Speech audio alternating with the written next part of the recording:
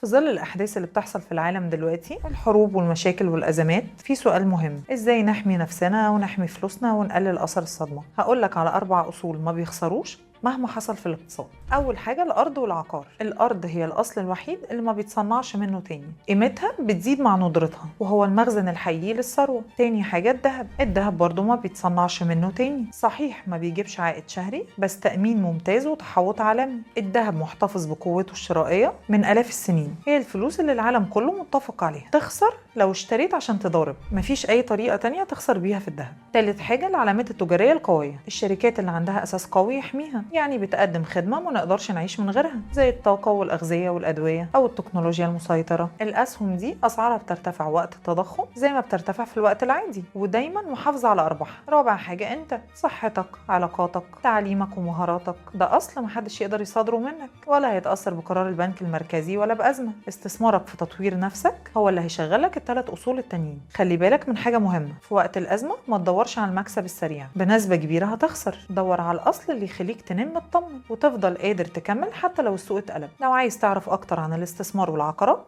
تابعني.